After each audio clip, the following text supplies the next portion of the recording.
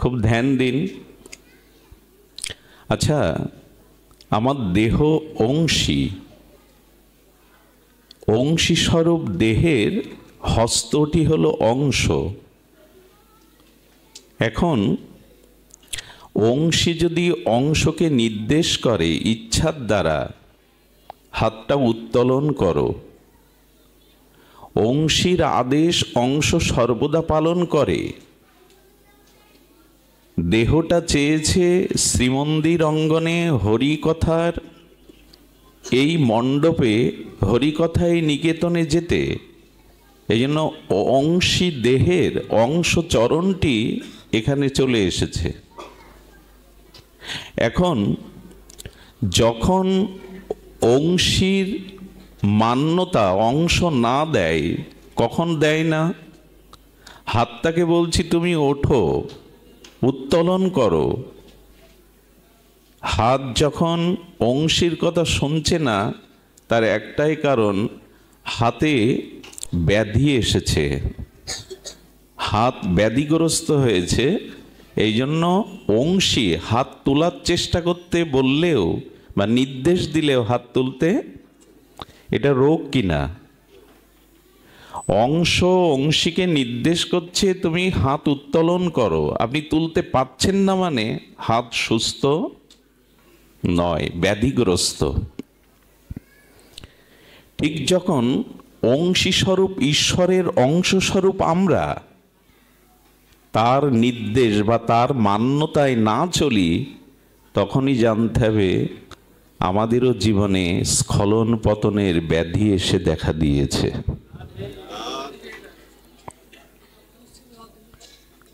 অংশী দেহের অংশ হাত তো আপনার কথাই শুনবে, শুনছে না মানে হাত রোগগ্রস্ত, পক্ষাঘাতগ্রস্ত হয়ে গেছে। আমরা কার অংশ? আমরা কার অংশ? ভগবানেরই তো। সে কথা গীতাতেই ভগবান বলছেন, মাময়ী বাংশ জীবলোক জীবভূতা সনাতন। এই জন্য আমরা ভগবানেরই অংশ। দেখুন, পিতামাতা রক্ত ওজবীর্যের দ্বারা আমার এই রক্ত মাংসের প্রপঞ্চ কুড়িয়ে পিণ্ড দিতে পারে, দেহটা দিতে পারে, আত্মা দিতে। আত্মা দেহকে সৃষ্টি করে না, দেহ আত্মাকে সৃষ্টি করে। কোনটি? দেহ আত্মা সৃষ্টি করতে পারে না, বরঞ্চ আত্মা সেই অংশী ঈশ্বরের চিৎকন অংশ। আত্মা আমার মধ্যে ধারণ আছে বিধায় দেহটা গঠিত হয়েছে। শিশু মারা গেলে তাকে অক্ষত অবস্থায় মেডিসিন দিয়ে রাখলে সে কিন্তু কিশোর হবে না, যুবক হবে না, ক্রমবৃদ্ধি পাবে না। খুব গভীর মনোযোগ দিতে হবে। অংশ পরমাত্মার অংশ আত্মা, চিৎকণ চিদ অনুকণ আমাদের আত্মাটাই দেহকে ধরে রাখে। এ দেহ সৃষ্টির পেছনে, আমার চেতনার পেছনে আত্মাই কারণ, দেহ কারণ নয়। এই জন্য মৃতদেহের মধ্যে আজ পর্যন্ত আত্মা প্রবেশ করানো আমাদের ইচ্ছায় গেছে কি? পৃথিবীর অন্যতম শ্রেষ্ঠ দার্শনিকের ভেতরেও তো, ডাক্তারের ভেতরেও তো আত্মা সংযোজন করা যেত, গেছে কি? আত্মা দেহকে সৃষ্টি করে না, আত্মা দেহকেই সৃষ্টি করে, সুরক্ষা দেয়। আমরা সেই পরমাত্মার অংশ। অংশ হয়ে যদি অংশীর নির্দেশ মান্যতা না দেই, অংশীর যদি আজ্ঞা তার নির্দেশ না পালন করি, তখন জানতে হবে আমরা ভবরোগ ব্যাধিতে আক্রান্ত হয়ে অসুস্থ হয়ে গেছি। আর অসুস্থ মানুষ কখনো সুস্থতা বা মানসিক শান্তি পেতে, আমাদের মানসিক শান্তির অভাব কি কারণে? অর্থের কারণে, সম্পদের বাড়ি গাড়ির কারণে? আমরা ভগবানের এই পরম মঙ্গলময় হিত উপদেশ গ্রহণ করিনি যে মনটা আমায় দাও, মনমনা ভব আমার মনের মতো হও, হতে পারিনি। সব থেকে মজার কথা হলো, পৃথিবীতে পরমাত্মা স্বরূপ পরমাত্মার পরবস্থা সচ্চিদানন্দ আনন্দ স্বরূপ ভগবান ব্যতীত এ মন কাউকে 16 আনা দেওয়া যায় না, নেওয়াও যায় না। খুব ধ্যান দিয়ে শোনোর, এর এক একটি কথা আমাদের জীবনকে দুপা এগিয়ে নিতে সাহায্য করবে প্রগতির দিকে, ভগবানের দিকে। এই পৃথিবীতে সংসারে কারো সাথে কারো মনের মিল হয় না, 16 আনা হয় না, দিতেও পারি না, নিতেও পারি না। কেউ পেরেছেন কি এর মধ্যে যে কাউকে 16 আনা মন অর্পণ করতে পেরেছেন, সেও 16 আনা মন আপনাকে দিয়েছে? সম্ভব নয়। কারণ দুগ্ধ এবং শর্করা এটি একসাথে মিশালে বা জাল দিলে মিশে যায়। চিনি এবং দুধ একসাথে প্রজ্বলিত অগ্নিশিখাতে কিছুক্ষণ জাল দিলে কি হয়? মিশে যায় কি না? যায় কি না? কিন্তু দুধের উপরে এক টুকরো পাথর দিয়ে যদি জাল দেন 200 বছর, মিশবে কি? কারণ দুধ এবং শর্করা, চিনি স্বজাতীয়, দুটোই মিষ্টি, স্বজাতীয়, ওটা মিশবে। কিন্তু পাথর আর দুগ্ধ বিজাতীয়, এটা জাল দিলেও, প্রক্ষালন করলেও। তেমনি ভগবান সতর্ক করে দিয়েছেন, এ সংসারে শুধু আমার সাথেই তোমার মনের মিল হতে পারে, পৃথিবীতে আর কারোর সাথে তোমার মনের মিল কখনো হয়নি, হবেও না।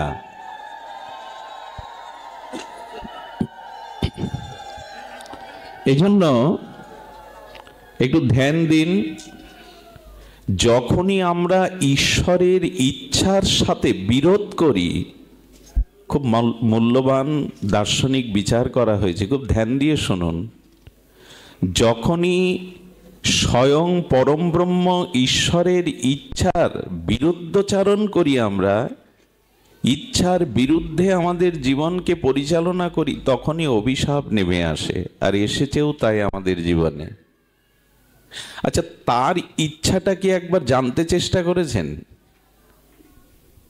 আমাকে যিনি সৃষ্টি করলেন, এই অনন্ত সুন্দর ব্রহ্মাণ্ড আমার জন্যই রচনা করলেন, এই আনন্দ যজ্ঞে আমাকে নিমন্ত্রণ করলেন, এই জগতের আনন্দ যজ্ঞে আমার নিমন্ত্রণ করলেন উনি, আমাকে যে গড়লেন, আমি তার ইচ্ছাটা একবারও মনের দ্বারা জানতে চেষ্টা করেছি, তিনি আমার কাছে কি চান? এটা প্রশ্ন করুন সবাইকে, ঈশ্বর আমার কাছে কি চান, আমাকে কেমন করে তিনি গড়তে চেয়েছেন? এ উত্তর অনুসন্ধান আমরা সবাই রাখি না বলেই আমাদের জীবনের এই ভয়াবহ পরিণতি। তিনি আমাকে কি রূপে চান? আমার এই জন্মের পেছনে, এই সৃষ্টি আনন্দ যজ্ঞে আমন্ত্রণের পিছনে তিনিই একমাত্র কারণ। তিনি কেমন করে চেয়েছেন আমাকে, কি রূপে চেয়েছেন, তার ইচ্ছাকে মান্যতা দিয়ে চলেছি তো। যত আপনি তার ইচ্ছার, এই জন্য আমাদের উচিত বিড়ালির বাচ্চার মতো হওয়া। আমাদের উচিত কি? বিড়ালির বাচ্চার মতো হওয়া, বানরের বাচ্চার মতো না। বানর হনুমানের বাচ্চাটা মাকে জড়িয়ে ধরে, মা ওকে জড়িয়ে ধরে না। লক্ষ্য করবেন, হনুমান বা বানরের বাচ্চাগুলো শাবকটা মাকে বুক বেড দিয়ে জড়িয়ে ধরে, মা ধরে না। আর এই জন্য লাফালাফি স্বভাবের বানর হনুমানের বাচ্চাগুলো যখন পড়ে যায়, তখন উল্টে বাচ্চাকে থাপড়ায় ওর মা, ভালো করে ধরিসনি কেন? এই জন্য পড়ে যায়। কিন্তু বিড়ালি যখন তার বিড়ালির বাচ্চাটাকে ঘাড় মোটকে ধরে, পড়ে যায় তো। তার কারণ হলো, ওখানে শাবক বাচ্চা তার মাকে ধরেছে, আর এখানে মা তার বাচ্চাকে ধরেছে। আমার মনে হয় দুহাত বাড়িয়ে দিয়ে সরল নিষ্কপটে ভগবানকে বলুন, তুমি আমাকে ধরো, আমি ধরলে হারিয়ে ফেলি, বারবার ছেড়ে ফেলি, তুমি ধরো আমায়। এই আবেগের কথা নয়, দার্শনিক বিচারের সর্ব অবধিকতা এটাই, তুমি আমাকে ধরো, আমি ধরলে বারবার হারিয়ে ফেলি হাত, তুমি আমায় ধরো। এই গান আপনাকে গাইতে হবে। প্রাণনাথ বংশীধারী মুরলীধারী শ্যামসুন্দরের কাছে এই গান গাইতে হবে। গানের পয়ারটি জেনে নিন, গুনগুন করে আজ থেকে গাইবেন তার সামনে গিয়ে। আমার হাত ধরে তুমি নিয়ে চলো সখা, আমি যে পথ চিনি না, আমি পথ চিনি না, আমায় হাত ধরে নিয়ে চলো। তার সুরেই সুর মিলান, জগতে অন্য কারো সুরে সুর মিলালে শান্তি পাবেন না। পাইনি আমরা, স্ত্রী পেয়েছি, পুত্র পেয়েছি, কুটুম্ব পেয়েছি, ঘর সংসার পেয়েছি, শান্তি আজও দুধে পাথর দিয়ে জাল দিয়ে কি করবেন, মিশবে না, চিনি দিন। এই জন্য ভগবান আর কিছু না চেয়ে তার মনের মতো হওয়ার জন্য বলেছেন, মনমনা ভব, আমার মনের মতো হও, আর কারো মনের মতো হতে যেও না। মত চিত্ত, তোমার মনটা আগে আমাকে দাও।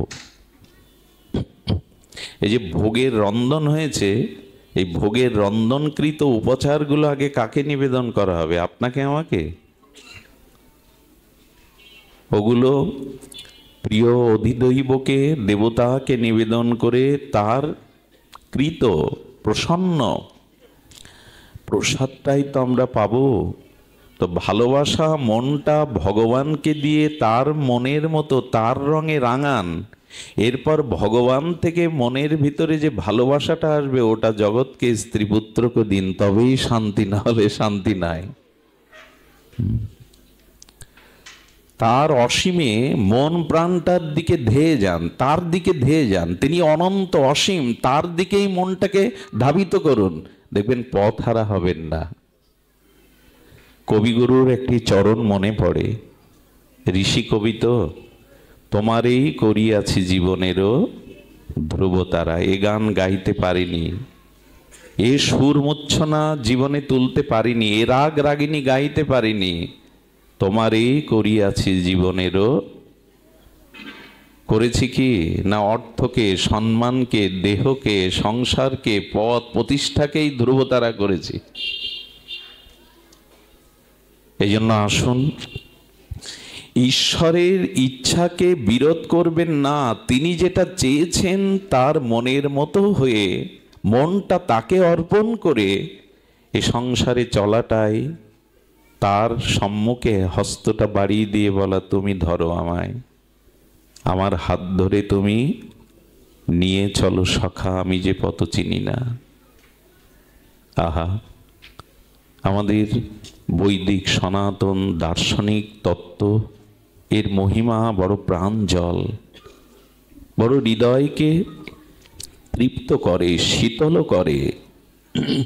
এই জন্য ঈশ্বরের, আচ্ছা, ঈশ্বরের ইচ্ছার বাইরে আমরা কখন চলে যাই? ধ্যান দিয়ে শুনছেন কি?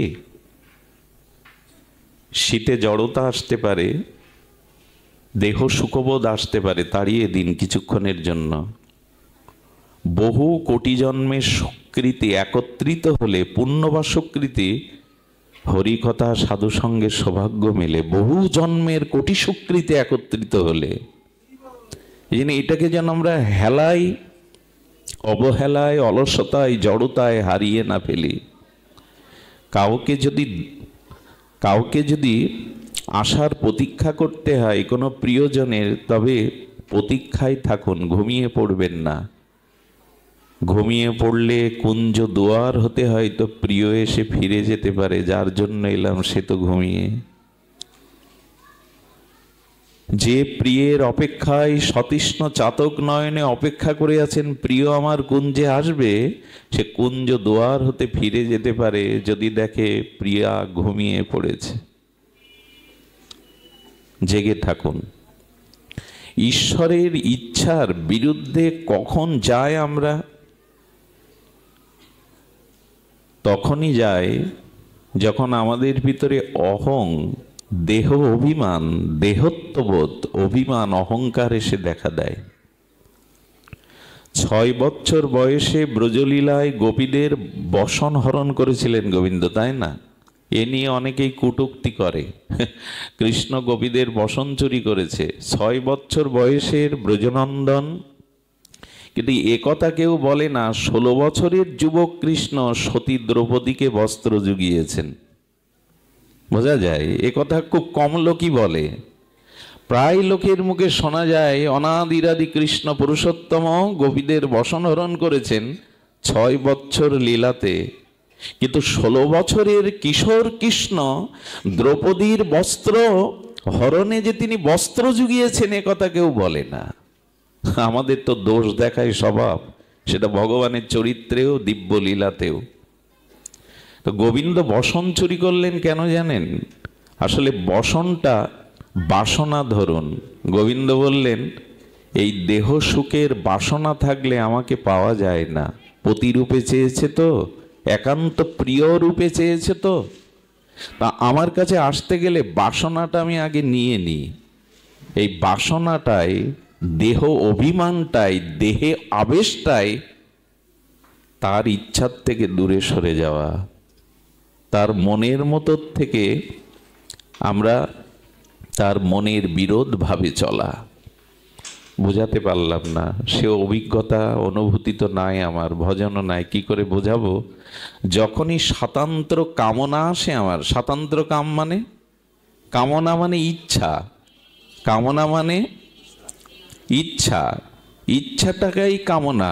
তো গোবিন্দ বললেন স্বাতন্ত্র ইচ্ছা বা স্বাতন্ত্র কামনা আনলেই তুমি আমার থেকে দূরে সরে যাবে। কামনা 2 প্রকার, একটু ধ্যান দিন।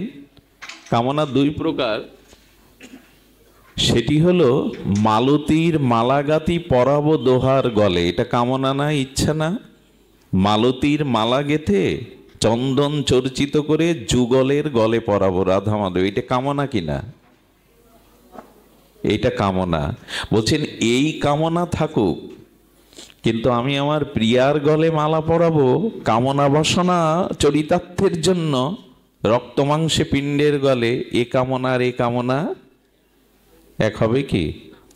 আমি শ্রাবণ পূর্ণিমায় ফুল্ল ফুলদলে যুগল মাধব মাধুর্য মূরতি রাধা মাধবকে বসে দোল দেব, ফুল দোলনায় দোদুল দোলনায় শ্রাবণী পূর্ণিমায় যুগলকে আমি দোল দেব, এই ইচ্ছাটা।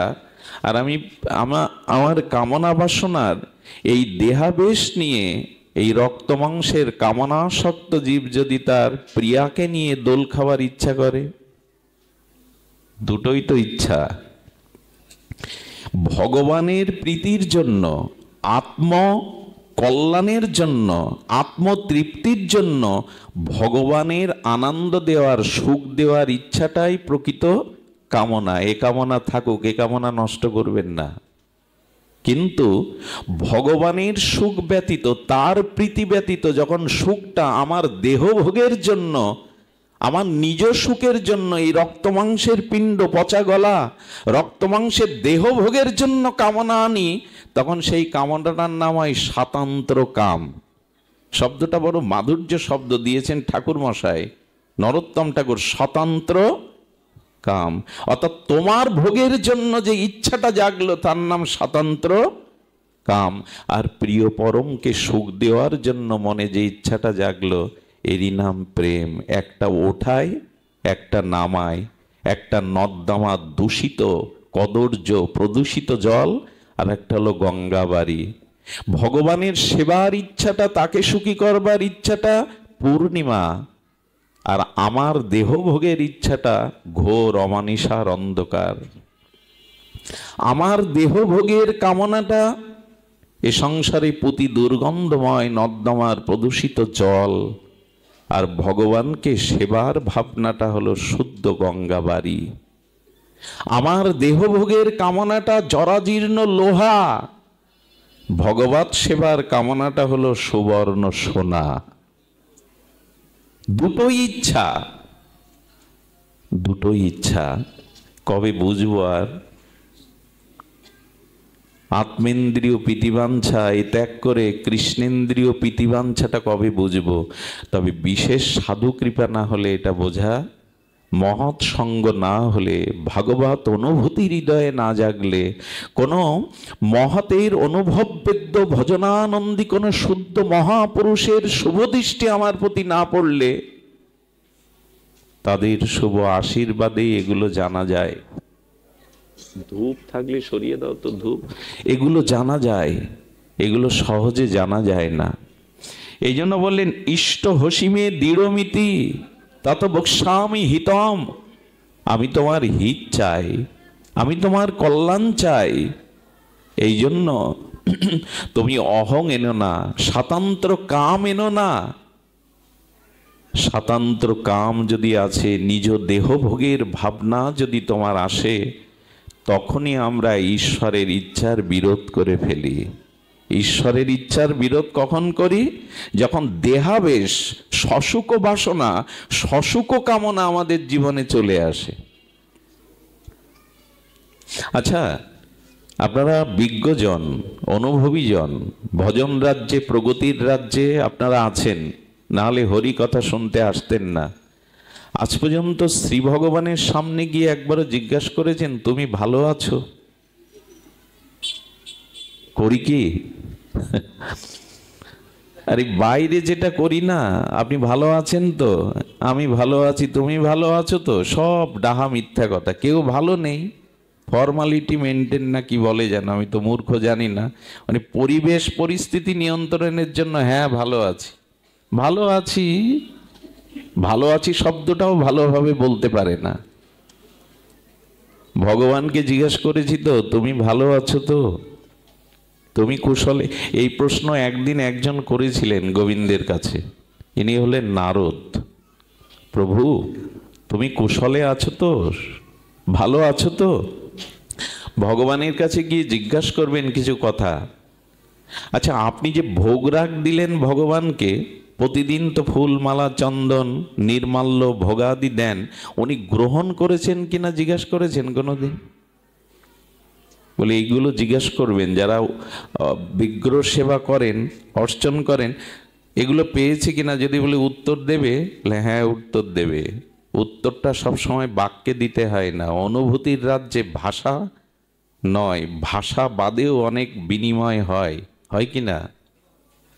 তুমি অনেক কথা যাও যে বলে কোনো কথা না বলি। অনুভূতির রাজ্যে শব্দ চলে না, ওখানে শব্দ করা নিষেধ। আহা, গোপীরা কৃষ্ণকে সেবা দেবে, কৃষ্ণ বলবে এই সেবা দাও তাই দেবে তা নয়। কৃষ্ণের হৃদয়ে যে সেবার ইচ্ছাটা জাগবে, মুখে বলবে না, অনুভূতির দ্বারে গোপীদের মনে সেটা জেগে যাবে। শিশু সন্তানের ক্ষুধা লেগেছে কিনা মাকে ডেকে ডেকে বলে কি? বলে কি? বাৎসল্য প্রেমমতী মা বুঝে নেয় কিনা খোকাকে খেতে দিতে হবে। অনুভূতির রাজ্যে শব্দ চলে না, আমরা ওই রাজ্যে নেই বিধায় ঝগড়াঝাটি বাঁধিয়ে ফেলি, যন্ত্রণায় কাতর হই। তুমি অনেক কথা যাও যে বলে কোনো কথা না বলি, ওখানে ভাষা চলে না। এই জন্য দেবতার কাছে গিয়ে, প্রিয় পরমের কাছে গিয়ে সেবা দিয়ে জিজ্ঞাসা করবেন যে তুমি সন্তুষ্ট হয়ে সেবা নিয়েছে তো? উত্তর কি আসবে জানেন? ঠোঁটের কোণে একটা ঝিলিক হাসি দেখতে পাবেন, চোখের কোণে আর ঠোঁটের কোণে বিগ্রহের। যদি হাসে জানবেন আজ আপনার সেবা গ্রহণ করেছেন। দেখবেন মহামায়ার অষ্টমী পূজার যে আরতি হয়, ওই সময় ওই পুরোহিত ঠাকুর যখন পঞ্চপ্রদীপে ধূপ দ্বীপে আরতি করেন জগৎ মাতার, তখন মুখের দিকে চোখের দিকে তাকিয়ে দেখবেন মা মিন্ময়ী নেই, চিন্ময়ী হয়ে যেন আমার চোখে কথা বলছে। ওই প্রতিমা এখন দেখুন। আপনি সেবা দিয়ে জিজ্ঞাসা করবেন অনুরাগে তুমি গ্রহণ করেছে তো? চোখের কোণে, অধরের কোণে একটা মিষ্টি হাসি দেখতে পাবেন। যদি হাসি না দেখতে পান, জানবেন সেবা গ্রহণ করেনি। বৃন্দাবনে আচার্যরা এক এক দিন রাধারানীকে, গোবিন্দকে এক এক রঙের পোশাক পরান। মাঝে মাঝে জিজ্ঞাসা করবেন আজ কি পোশাক পরতে ইচ্ছা করছে বলো শ্যামসুন্দর তোমার? সেবা মানে কি? ওই ফুল আর মন্ত্র আর ঘন্টা নাড়া? কবিগুরু অবশ্য একটা কথা বলে দিয়েছেন, তোমার পূজার ছলে তোমায় ভুলে থাকি। ওর মধ্যে পূজা ধূপ দীপ আড়ম্বর মন্ত্রোচ্চারণ করছে, কিন্তু প্রাণ নেই, অনুরাগ নেই। তোমার পূজার ছলে তোমায় ভুলে, নামে পূজা, প্রাণ নাই, অনুরাগ নাই, প্রীতি নাই। এই জন্য যা কিছু করবেন, এক মালা জপ, একটু ফুল চন্দন আন্তরিকভাবে করবেন, অনুরাগে করবেন। উনি ভাবগ্রাহী, উনি ভাবটাই নেন, বাইরের উপচার নেন না। আমাদের ভুল হয়ে যায়, রকমারি করে নানান বিচিত্র উপাচারে আলোর ঝলকানিতে তাকে খুশি করতে চায়, কিন্তু বিশ্ব ব্রহ্মাণ্ডের মাধুর্যমরতি স্বয়ং ভগবানকে অনুরাগ দিয়ে ছাড়া, প্রীতি ভক্তি ছাড়া অন্য কিছুতে সখী করা, এইখানেই আমাদের ভুল। জিজ্ঞাসা করবেন, আজ কোন রঙের পোশাক পরবে গো তুমি, বলে দেবে। যাই হোক, স্বাতন্ত্র কামনা যেই আসবে, নিজ দেহ ভোগের বাসনা যখনই সসুখ বাসনা আসবে, জানবেন ঈশ্বরের ইচ্ছা হতে আপনি দূরে সরে গেছেন। আর এই দূরে সরে গেলেই, দূরে সরে যাই কেন জানেন? এই দেহ আর সংসারের একটা প্রবল আকর্ষণ, আসক্তি, ভোগের বাসনা। একটা কথা বলি, কথাটা বলবার আগে আমার মধ্যে সতর্কতা আসছে, আমি অধিকারী কিনা এটা কৃপা করুন, ক্ষমা করবেন। অধ্যত্তকে ক্ষমা করার জন্য আগে হাত জোড় করে ক্ষমা চেয়ে নিচ্ছি। এটার অধিকারী আমি নই বলবার। আমাদের ভাগবতে দত্তাত্রেয় ভগবান 24 জনকে গুরু করেছিলেন। কয়জনকে? মানে যার কাছ থেকে আধ্যাত্মিক অনুশীলন বা শিক্ষা পেয়েছিলেন তাকেই গুরু করেছিলেন। তার মধ্যে একটি গুরু হলো উর্নাভ। উর্নাভ মানে মাকড়সা। মাকড়সাকে গুরু করে কেউ, তাও ভগবান গুরু করছে, দত্তাত্রেয় ভগবান। মাকড়সা গুরু করলো কেন জানেন? আহা, মাকড়সা দেখবেন তার নিজের ভেতরের মুখের লালা দিয়ে শিল্পের মতো একটা জাল নির্মাণ করে। এই অভিজ্ঞতা আমাদের প্রত্যেকের আছে, ঘরে বাইরে। ওরকম জাল আপনি বুনতে পারবেন না। আচ্ছা, ও উপাদানটা ও বাইরে থেকে আনে না, ওর মুখগহ্বরের লালা দিয়ে ও জালটা নির্মাণ করে। উদ্দেশ্য কি জানেন? রাজ্য বিস্তার করা। এই রাজ্যে আমরা যেমন বাড়ি গাড়ি ভূ সম্পত্তি চাকর বাকর ভোগ বিলাসের জাল বুনি কিনা? ব্যাংক ব্যালেন্স ভোগ সুখ বাড়ি গাড়ি সুন্দরী রমণী জাল বুনে যায়। সারা জীবন এই জাল বুনি সুখে থাকবো বলে সসুখ ভোগবাসনায় একটা জাল বুনি। জাল বোনার পরে কি করে জানেন? ওইখানে বাচ্চা কাচ্চা নিয়ে বেশ সুখে রাজত্ব শুরু করে, কিন্তু ওই জালে আটকে ও নিজেই। কিন্তু এর পরের সংবাদটা, ওই জন্য বলছি আমার বলবার অধিকার আছে কিনা। ওই যারা ওর বাচ্চা কাচ্চা ছিল, রাজত্ব সৃষ্টি করেছিল সংসারের মোহমায়ায়, ওরা কি করে জানেন? ওরা মাঝে মাঝে ওই জালে আটকানো মৃত বা ওই জালে আটকানো মাকড়সার ভেতরে তার যে কলিজা, তার অস্তিত্ব ওর আপনজনরাই খেয়ে নেয়। এই জন্য শুকনো মাকড়সার জালে গিয়ে দেখবেন মাকড়সাটার পর্দা আছে ওর ভেতরে কিছু, ওরাই খেয়ে ফেলে। যেটা বুঝবার বুঝে নিন, যে জাল বুনেছি সংসারে, হ্যাঁ, কামনা বাসনায় নিজজনের জাল, ওরাই আপনার জীবনের অস্তিত্বকে ধীরে ধীরে খেয়ে ফেলবে। ফেলছেও তাই। দুঃখ কি আকাশ থেকে কেউ দিতে আসে? পাড়া প্রতিবেশী কি আমার দুঃখের কারণ, যন্ত্রণার কারণ? যাদের নিয়ে স্বপ্নের জাল বুনেছি তারাই কুরে কুরে খাবে আমায়। কি অদ্ভুত দৃষ্টান্ত দিয়েছেন। সংসার করতে হয় বলে এমন, এদের নিয়েই জীবনের যথা সর্বস্ব। জীবন যৌবন এদের বিলিয়ে দিলাম। যিনি নির্মাণ করলেন, যিনি মনের মতো করে গড়লেন, যিনি আনন্দ যজ্ঞে আমায় ডাকলেন, সব সংসারকে দিয়ে বসলাম।